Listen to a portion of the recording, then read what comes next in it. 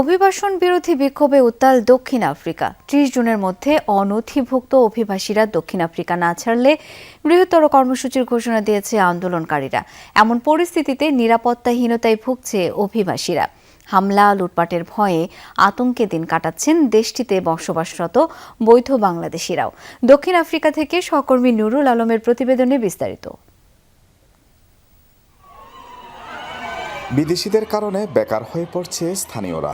এমন অভিযোগে অবৈধ অভিবাসীদের বিতাড়িত করার দাবিতে সম্প্রতি সরব হয় দক্ষিণ আফ্রিকার কতিপয় স্থানীয় নাগরিক। এরপর সংগঠিত হয়ে তারা গঠন করেন মার্চ অ্যান্ড মার্চ নামের সংগঠন। বছরের শুরুতে ছোট পরিসরে শুরু হওয়া এই আন্দোলনে এখন যোগ দিয়েছে আরও কয়েকটি সংগঠন। ক্রমেই অভিবাসন বিরোধী এই আন্দোলন ছড়িয়ে পড়ছে বিভিন্ন প্রদেশে। প্রবাসীদের দোকান বাড়িঘরে চালানো হয়েছে ভাঙচুর লুটপাট। পাশাপাশি অবৈধ অভিবাসীদের দক্ষিণ আফ্রিকা ছাড়ার জন্য ৩০ জুন পর্যন্ত সময়সীমা বেঁধে দিয়েছে আন্দোলনকারীরা।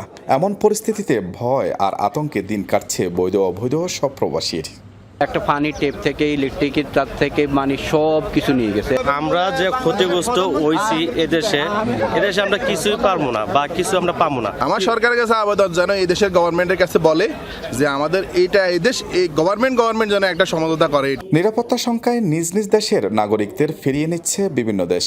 এছাড়া আন্দোলনের মুখে অন্তত ২০,০০০ অবৈধ অভিবাসীকে ফেরত পাঠিয়েছে দক্ষিণ আফ্রিকার ইমিগ্রেশন পুলিশ। অস্থিতিশীল পরিস্থিতিতে বাংলাদেশিদের সুরক্ষা নিশ্চিতে কাজ করছে দূতাবাস।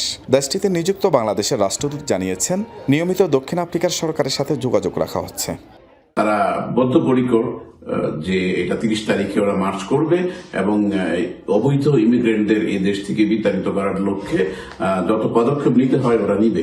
বাট আমরাও সতর্ক আছি। আমি আমাদের বাংলাদেশের প্রবাসী বাংলাদেশিদের এখানে সতর্কতামূলক উপদেশ দিয়েছি যাতে ওনারা এই ২৯, ৩০ এবং ১ তারিখ পর্যন্ত ওনাদের ব্যবসা প্রতিষ্ঠান বন্ধ রাখে।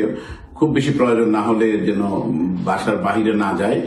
৩০ জুন যে কোনো অপ্রীতিকর পরিস্থিতি মোকাবেলায় কঠোর পদক্ষেপের ঘোষণা দিয়েছে দক্ষিণ আফ্রিকা সরকার। ঝুঁকিপূর্ণ এলাকাগুলোতে মোতায়েন করা হয়েছে অতিরিক্ত পুলিশ, প্রস্তুত রাখা হয়েছে সেনাবাহিনীও। নুরুল আলম, যমুনা নিউজ, জোহানেসবার্গ, দক্ষিণ আফ্রিকা। এ বিষয়ে আরো জানাতে এই মুহূর্তে দক্ষিণ আফ্রিকার জোহানেসবার্গ থেকে যোগ দিচ্ছেন সহকর্মী নুরুল আলম। নুরুল আলম, এই মুহূর্তের পরিস্থিতি সম্পর্কে একটু জানতে চাই। প্রবাসী বাংলাদেশিরা কেমন আছেন? বাংলাদেশ দূতাবাস কি করছে? ধন্যবাদ শ্রাবণ। পরিস্থিতি অনেকটাই থমথমে, যদিও বা ডেডলাইন ৩০ জুন, তবে ৩০ জুনের আগেই তারা চলতি মাসের প্রতিটি দিনে তারা দক্ষিণ আফ্রিকার বিভিন্ন শহরে বিক্ষোভ করেছে। সেই ধারাবাহিকতায় আজকে জোহানেসবার্গের অদূরে ৬-২ যে সবচেয়ে বড় লোকেশন, সেখানেও কিন্তু বিক্ষোভ হয়েছে। সেই বিক্ষোভ থেকে কিন্তু কিছু দুষ্কৃতিকারী দুর্বৃত্ত যারা তারা কিন্তু বিদেশি নাগরিকদের বেশ কয়েকটি দোকান ভাঙচুর এবং লুটপাট করেছে।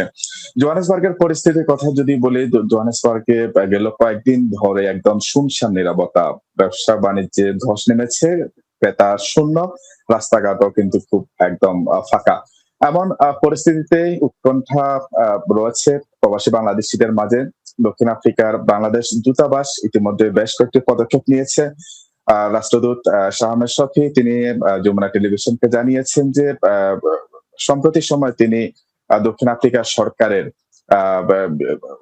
ঊর্ধ্বতন কর্মকর্তা, বিশেষ করে পুলিশ প্রশাসন এমনকি প্রাদেশিক সরকার যে কয়েকটি রয়েছে অনেকের সাথে তিনি কথা বলেছেন। কথা বলে বাংলাদেশিদের সুরক্ষা নিশ্চিতে বিভিন্ন পদক্ষেপ নেয়ার তিনি দাবি জানিয়েছেন। এমনকি ৩০ জুন যে দেশব্যাপী বিক্ষোভ, সে বিক্ষোভ যাতে কোনোভাবে সহিংস বিক্ষোভ যাতে না হয়, বাংলাদেশ সহ বিশ্বের বিভিন্ন দেশের অভিবাসী নাগরিক যারা আছেন তারা যাতে ক্ষতিগ্রস্ত না হন, সে বিষয়টি তিনি অনুরোধ জানিয়েছেন। একই সাথে বাংলাদেশিদের যে কোনো পরিস্থিতি সম্পর্কে জানতে এবং তাদের পাশে থাকতে দূতাবাস থেকে একটি হটলাইন চালু করা হয়েছে। সেটি ২৬ তারিখ থেকে আগামী কয়েকদিন, অর্থাৎ যতদিন পর্যন্ত পরিস্থিতি খারাপ থাকে, এটি 24/7 এটি চলমান থাকবে। সেই হটলাইনের মাধ্যমে প্রবাসীরা তাদের সমস্যার কথা জানাতে পারবেন। শাওন। নুরুল আলম, অনেক ধন্যবাদ আপনাকে।